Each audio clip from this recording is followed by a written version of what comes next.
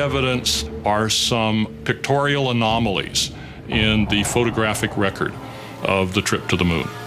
There is one for Apollo 16 where the same shot, the same hill, appears in 2 different days.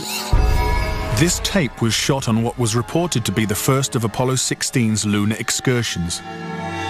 But it couldn't pick a better spot. And this video was from the next day, at a different location. That is the most beautiful sight. NASA claims the second location was 2.5 miles away. But when one video is superimposed over the other, the locations appear identical. The conspiracy theorists see that as evidence that we didn't go to the moon, that it was staged, and the opposite point of view is that it's a case of bad editing. It's absolutely unreal. Conspiracy theorists claim that even closer examination of the photos suggests evidence of doctoring.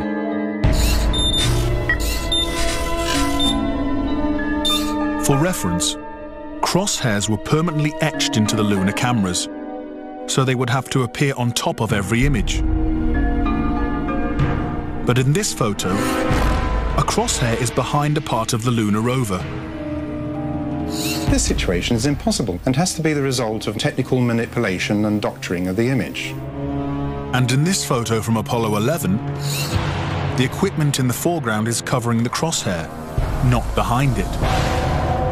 And in another from Apollo 12, the American flag is covering one crosshair, and the astronaut is covering the other.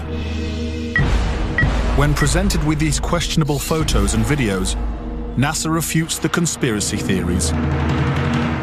Some range from incredibly complicated to incredibly goofy. There are arguments that are wrong optically, they're wrong physically, they're wrong scientifically, they're wrong historically. There's a great deal of claptrap that is sort of woven in to these arguments. But despite what NASA says, conspiracy theorists still insist that Apollo was a hoax. When I looked at all the pictures and all the footage, I'm absolutely convinced, I bet my life on it, that we didn't go to the moon. I know for a fact that we didn't.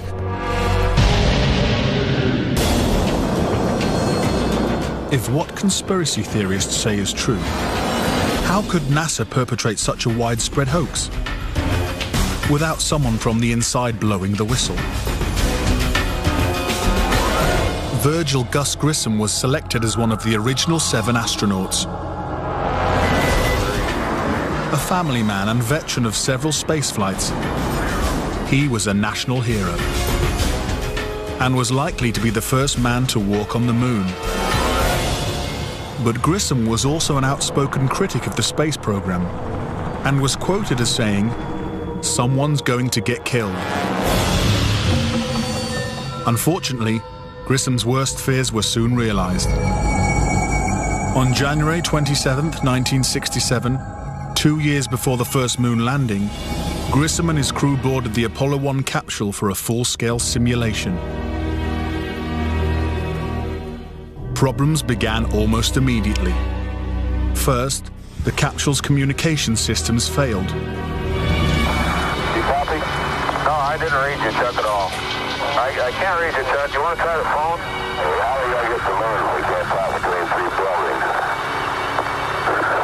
I can't hear a thing you're saying. Suddenly, the capsule burst into flames with the astronauts sealed inside.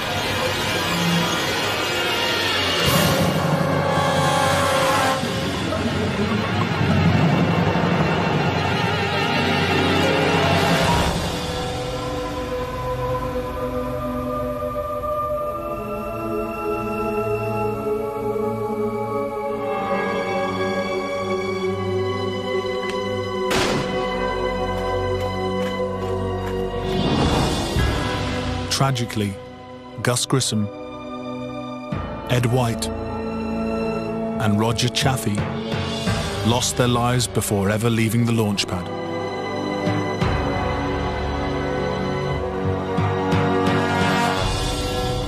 Gus Grissom's family believes the Apollo 1 fire was no accident, I think it was intentionally sabotaged by someone. It's been a question in my mind, what was found in the accident investigation and how was that handled? Was the CIA involved or whoever? But it was done intentionally. Grisom's family doesn't know who was responsible for his death or why it happened, but they say NASA knows the truth. Gus gave his life for this program, and I feel like that it is up to NASA to come forward and give us a direct answer to what really happened. Were Gus Grissom and the Apollo 1 astronauts victims of a tragic accident? Or were they intentionally silenced because they knew too much? We may never know. The cause of the fire is still a mystery, and the capsule remains locked away at a military base.